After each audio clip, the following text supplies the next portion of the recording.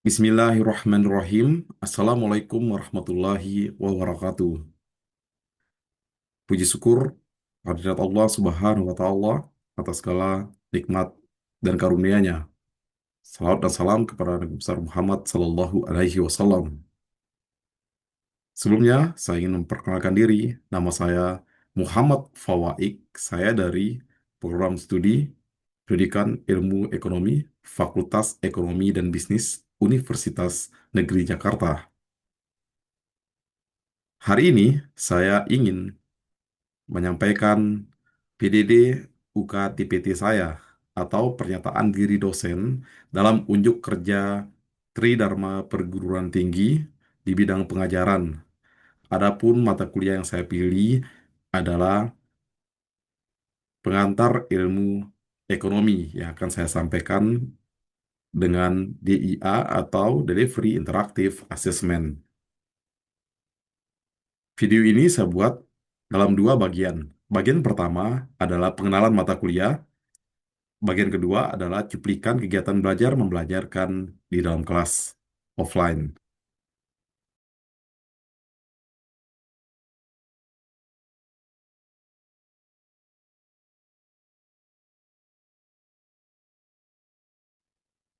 Kita mulai bagian pertama, yaitu pengenalan mata kuliah. Deskripsi mata kuliah. Pengantar ilmu ekonomi adalah mata kuliah yang membahas konsep-konsep dasar terkait aspek mikro. Dalam hal ini adalah rumah tangga, baik rumah tangga produsen maupun konsumen, dan aspek mikro, yaitu secara agregat atau kumpulan rumah tangga produsen atau kumpulan rumah tangga konsumen dalam perekonomian. Mata kuliah ini akan memberikan dasar-dasar pada mahasiswa dalam menganalisis berbagai topik terkait perilaku berbagai aktor dalam perekonomian seperti perusahaan, rumah tangga, dan juga pemerintah yang dipengaruhi oleh berbagai faktor ekonomi seperti harga, kuantitas, pendapatan, kebijakan yang dikeluarkan pemerintah seperti pajak, nanti ada pajak bea masuk, subsidi. Hal ini berguna dalam mengidentifikasi, menjelaskan, menganalisis permasalahan yang dihadapi dalam perekonomian. Dalam mata kuliah ini, mahasiswa akan mempelajari mulai dari prinsip-prinsip dalam ilmu ekonomi, bagaimana pemikiran seorang ekonom, konsep permintaan dan penawaran, konsep pertumbuhan sampai dengan pemahaman tentang perilaku perusahaan dalam suatu industri. Capaian pembelajaran mata kuliah atau CPMK dalam mata kuliah ini dibagi ke dalam 5 hal atau 5 CPMK. Yang pertama, mahasiswa diharapkan agar mampu menjelaskan konsep dasar ekonomi. Yang kedua, menganalisa bagaimana pasar bekerja. Yang ketiga, menganalisa pasar dan kesejahteraan produsen maupun konsumen. Kemudian yang keempat, menjelaskan ekonomi sektor publik. Yang kelima, menjelaskan perilaku perusahaan dan organisasi dalam suatu industri atau bentuk pasar. CPMK pertama dibagi ke dalam 2 sub CPMK, yaitu yang pertama, menjelaskan konsep dasar ilmu ekonomi. Kemudian sub CPMK yang kedua, menjelaskan pola pikir ahli ekonomi. CPMK kedua dibagi ke dalam 4 sub CPMK, yaitu satu, menjelaskan konsep dasar produksi dan pertumbuhan. Yang kedua, menjelaskan konsep dasar penawaran dan permintaan. Yang ketiga, menjelaskan konsep dasar elastisitas dan penerapannya. Yang keempat, menjelaskan permintaan dan penawaran pemerintah. Kemudian, CPMK ketiga dibagi ke dalam satu sub CPMK, yaitu menganalisa aplikasi teori ekonomi dalam perdagangan internasional. Topik ini adalah dasar nanti ketika menerapkan supply and demand dalam konsep perdagangan internasional. dan sub CPNK ini akan menjadi pengantar di mata kuliah selanjutnya. Kemudian, CPNK keempat menjelaskan ekonomi sektor publik, terdiri dari tiga sub CPMK, yaitu menjelaskan eksternalitas dalam ekonomi sektor publik, yang kedua menjelaskan konsep barang publik, yang ketiga menjelaskan konsep dan sistem pajak. CPMK kelima dibagi ke dalam 5 sub CPMK. Yang pertama, menjelaskan biaya produksi. Yang kedua, menjelaskan perusahaan dalam pasar yang kompetitif. Yang ketiga, menjelaskan konsep pasar monopoli. Yang keempat, menjelaskan konsep pasar oligopoli. Yang kelima, menjelaskan kompetisi monopolistik. JPMK tersebut dibagi ke dalam 14 pertemuan kuliah tatap muka, baik secara daring maupun luring. Di minggu pertama, mahasiswa akan dijelaskan mengenai RPS dan konsep dasar ilmu ekonomi. Kemudian minggu kedua, pola pikir ahli ekonomi. Minggu ketiga, konsep dasar produksi dan pertumbuhan. Minggu keempat, konsep dasar penawaran dan permintaan. Minggu kelima, konsep dasar elastisitas dan penerapannya. Minggu keenam, permintaan dan penawaran pemerintah. Minggu ketujuh, aplikasi teori ekonomi dalam perdagangan internasional. Kemudian minggu ke-8, ujian tengah semester. Minggu ke-9, eksternalitas dalam ekonomi sektor publik. Minggu ke-10, konsep dan sistem pajak. Minggu ke-11, biaya produksi. Minggu ke-12, perusahaan dalam pasar yang kompetitif. Minggu ke-13, konsep pasar monopoli. Minggu ke-14, konsep pasar oligopoli. Minggu ke-15, kompetisi monopolistik. Minggu ke-16, ujian akhir. Pendekatan dan metode pembelajaran. Pendekatan yang digunakan dalam mata kuliah ini adalah Student Centered Learning atau SCL dengan metode ceramah interaktif karena ini adalah mata kuliah dasar. Kemudian case-based learning untuk lebih mendalami teori dan penerapan teori dalam kehidupan sehari-hari. Adapun tujuan dari penerapan pendekatan dan metode pembelajaran ini adalah yang pertama, mengembangkan pemahaman konseptual mengenai dasar ekonomi mikro dan makro secara aktif. Yang kedua, melatih kemampuan berpikir kritis pada permasalahan ekonomi. Yang ketiga, meningkatkan kemandirian belajar. Yang keempat, mendorong kolaborasi dan komunikasi gagasan bidang ekonomi secara argumentatif. Yang kelima, membangun sikap ilmiah dan etika akademik, yaitu sikap jujur, terbuka terhadap perbedaan pandangan, menghargai data dan fakta dalam analisis ekonomi. Kemudian teknik dan indikator penilaian. Ada 5 indikator yang akan saya nilai. Yang pertama, kehadiran. Untuk mendapatkan 10%, mahasiswa eh, diperbolehkan untuk tidak masuk mungkin 30%. Ini adalah semacam kompensasi gitu. Mahasiswa diharapkan hadir 70%. Kemudian keaktifan. Keaktifan di sini saya nilai berdasarkan eh, mahasiswa bertanya di kelas atau menjawab pertanyaan ataupun aktif dalam ketika presentasi kelompoknya. Jadi semua orang akan mendapatkan em, gilirannya masing-masing. Kemudian tugas. Oke, keaktifan tadi 10%, tugas 20%. Yang selanjutnya akan saya jelaskan tugas CBL-nya. Kemudian yang keempat, ujian tengah semester 30%, ujian akhir semester 30%. Ini tugas CBL yang akan saya sampaikan pada saat penjelasan RPS di minggu pertama, di mana tugas CBL terkait dengan elastisitas ini contohnya akan diberikan pada minggu kelima ketika pembahasan mengenai elastisitas, namun penyampaiannya di awal RPS.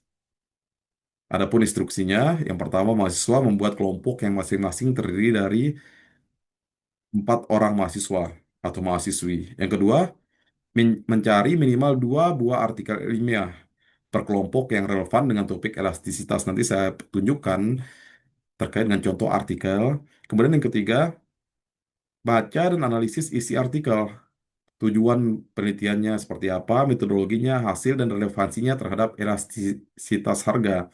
Kemudian yang keempat, mahasiswa diminta untuk menjelaskan bagaimana cara perhitungan elastisitasnya. Dapat berupa model regresi misalnya. Kemudian bagaimana cara menginterpretasikannya? Bagaimana seorang peneliti yang membuat artikel tersebut menginterpretasikan hasil perhitungannya? Kemudian yang kelima, membuat PPT presentasi kelompok dan juga mahasiswa juga membuat laporan yang cakupannya adalah yang pertama ringkasan artikel ilmiah, kemudian hasil perhitungan elastisitas berdasarkan data pada artikel, kemudian yang ketiga faktor-faktor yang mempengaruhi elastisitas, mungkin di situ ada model. Kemudian yang keempat, implikasi terhadap strategi harga atau produksi. Adapun outputnya nanti mahasiswa per kelompok akan membuat laporan dan PPT presentasinya dikumpulkan di minggu ke-7 sebelum em, ujian tengah semester. Ini contoh artikel ilmiah tentang elastisitas yang saya sampaikan tadi. Ini contoh pertama di Price and Income Elasticities of the Top Clothing Exporter. Ini contohnya untuk produk pakaian. Kemudian ini penerapan elastisitas di dunia nyata. Bagaimana dampak eh, pricing atau penentuan harga oleh perusahaan pada konsumen dan kebijakan perusahaan. Demikian bagian pertama dari video ini. Selanjutnya adalah bagian kedua terkait dengan cuplikan aktivitas pembelajaran offline di kelas. Selamat menyaksikan.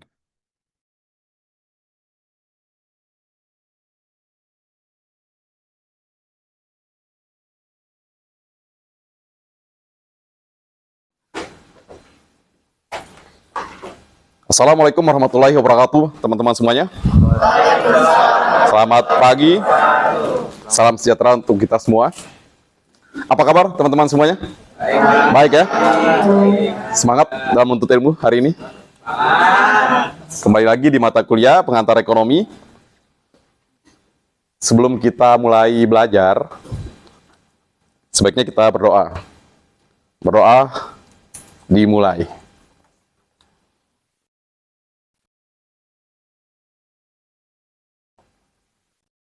Berdoa selesai. Minggu lalu kita sudah belajar mengenai konsep permintaan ya dan penawaran.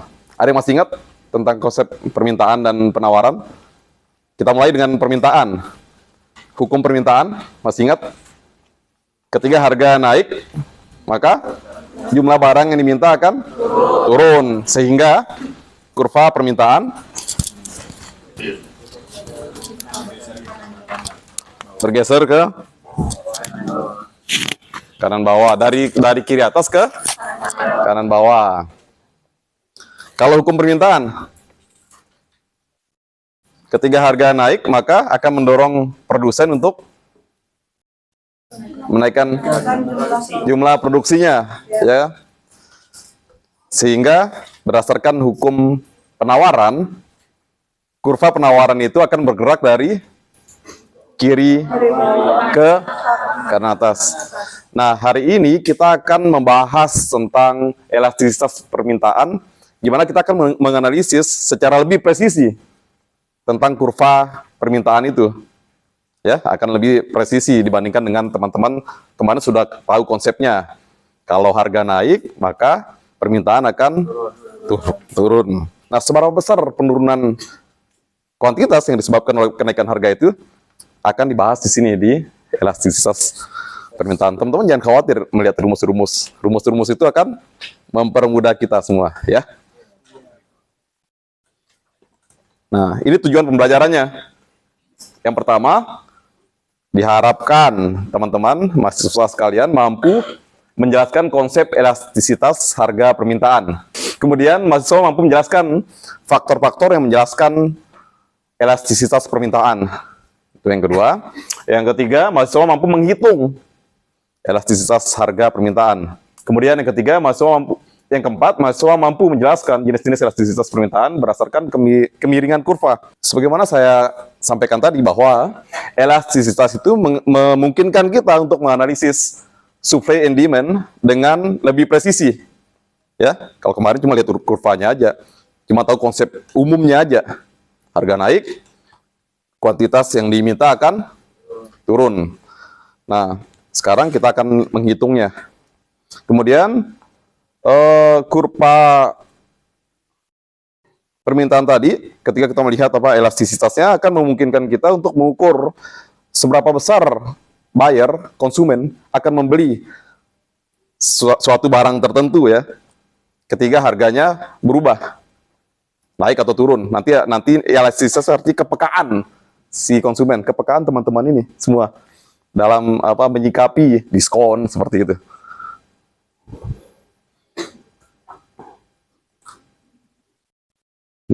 Elastisitas permintaan disebut juga dengan price elasticity of demand. Disimpulkan dengan EP biasanya kalau teman-teman baca di buku ekonomi. E besar, P-nya kecil. Adalah suatu ukuran seberapa banyak kuantitas yang diminta oleh konsumen pada produk tertentu, ya, pada produk tertentu. Jadi kita sudah bicara produk tertentu. Produk tertentu dalam respon perubahan harga produk tersebut. Ya, dalam respon perubahan harga dari produk tersebut. Yang pertama apa tuh? Ketersediaan barang substitusi terdekatnya. Contohnya yang paling dekat substitusinya margarin dengan butter. Satunya mungkin hewani, satunya dari minyak kelapa sawit gitu kan. Tapi rasanya sama. Ketika harga kelapa sawit itu, harga butter itu naik, maka kuantitasnya langsung turun karena orang beralih ke margarin. Ya, seperti itu. Kemudian, barang itu apakah barang kebutuhan atau barang mewah? Ya, misalnya, barang kebutuhan itu makanan misalnya. Seberapa naik turunnya harga itu orang tetap butuh makan, ya enggak? Dibandingkan dengan harga iPhone, kalau naik, kalau turun mungkin beberapa orang kan ngantri gitu kan, kalau harganya turun. Kalau itu barang mewah. Kalau di sini contohkan ketika harga layanan dokter itu naik, orang sakit pasti akan datang, tidak akan mempengaruhi kuantitas orang yang datang ke situ kan. Nah, tetapi kalau misalnya harga tiket pesawat ke Bali untuk liburan, kalau harganya naik peak season, maka orang-orang akan menunda liburannya, ya, akan menunda liburannya. Ini contohnya. Tadi bedakan pertama ketersediaan barang substitusi terdekatnya, yang kedua apakah barang tersebut barang kebutuhan dan atau barang mewah. Yang ketiga itu definisi of the market, definisi pasar tersebut. Apakah kita melihat pasar tersebut dalam artian luas atau sempit? Kalau luas misalnya makanan. Makanan itu kalau harga makanan naik, apakah orang akan menurunkan makannya? Enggak kan? Orang tetap beli. Jadi kuantitasnya nggak banyak berubah. Tetapi kalau ramen dalam artian sempit, tadi kan dalam artian luas pasar makanan. Kalau ramen, kalau harganya naik, turun kan?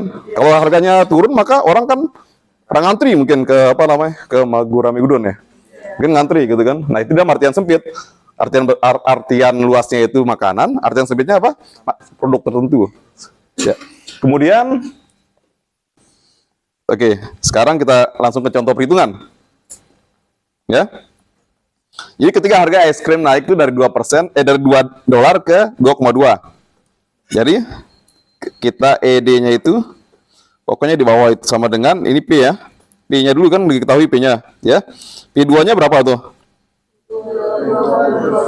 2,2 dikurangin 2 dibagi 2. Nah, ini dikali 100. Kalau yang atasnya maka akan menyebabkan harga naik, akan menyebabkan kuantitas turun dari 10 ke 8. Nah, berarti ini 8 dikurang 10 dibagi kali 100.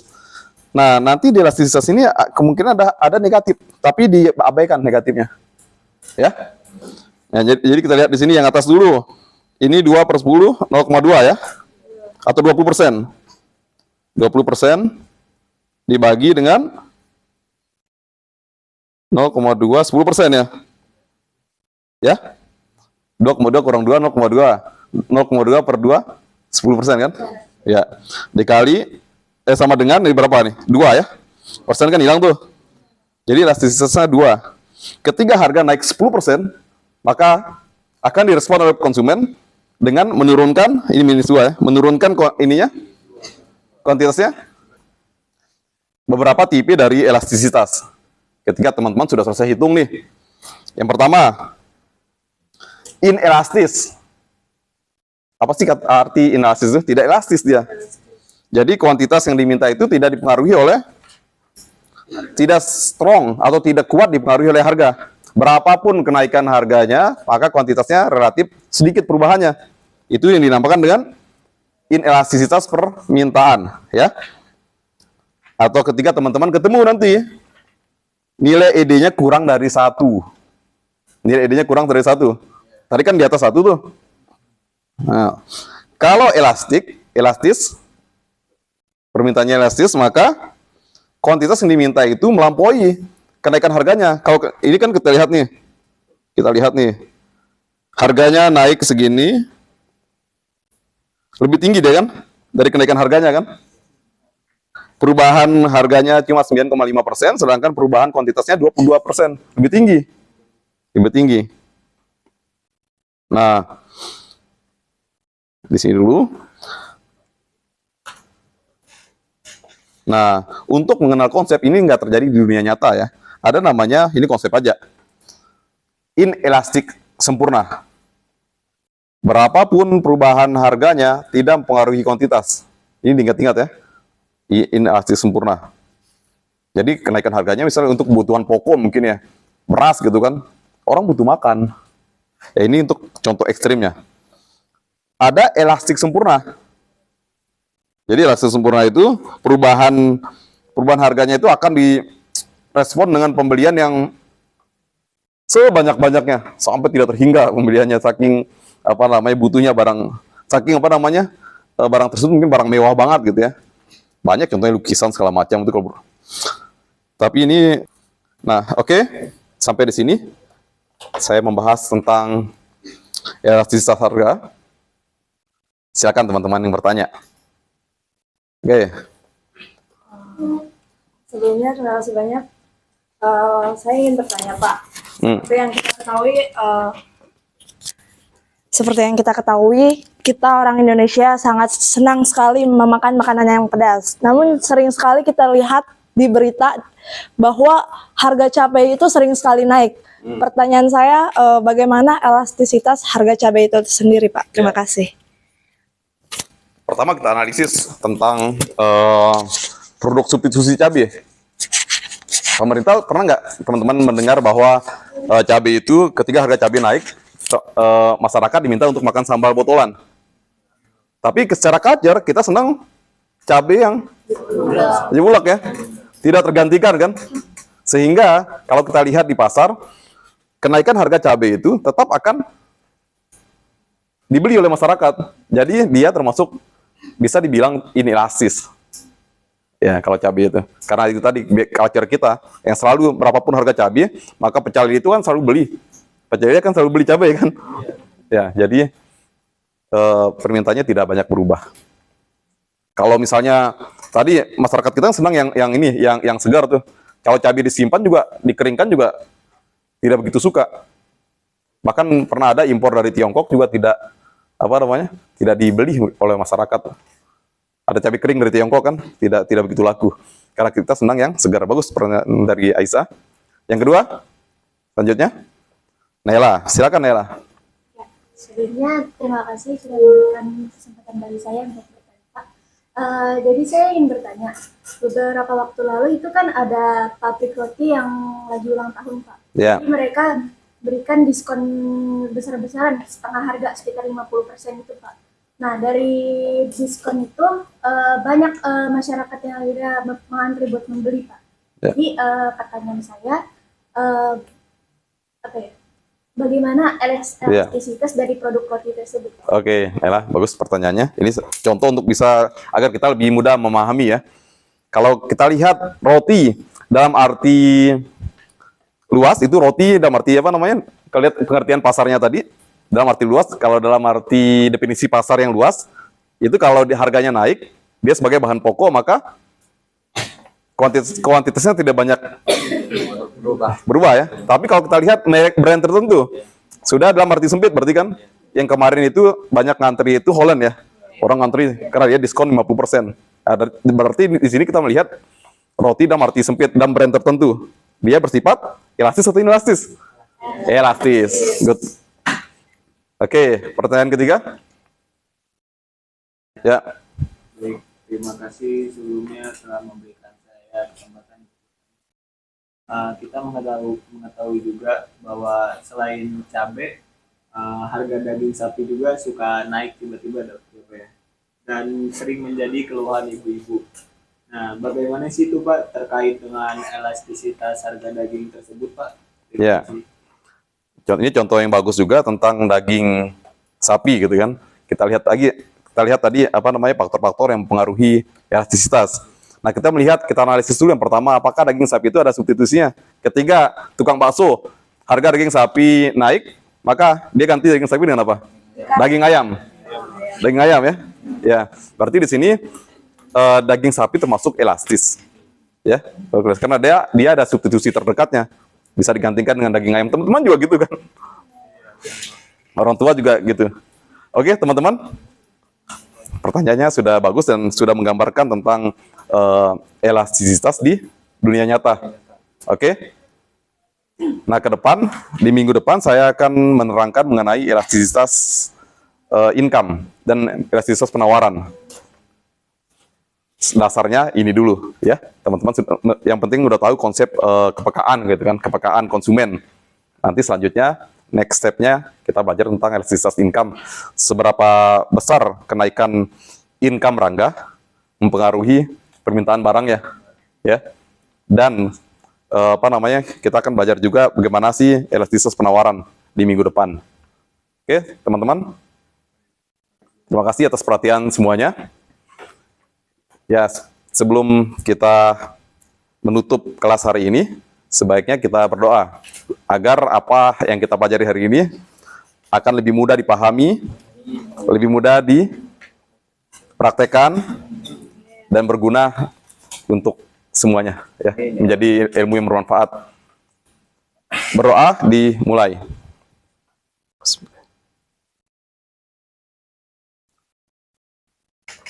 Berdoa selesai. Demikian kuliah hari ini saya akhiri dengan ucapan wassalamualaikum warahmatullahi wabarakatuh. Waalaikumsalam warahmatullahi wabarakatuh. Terima kasih.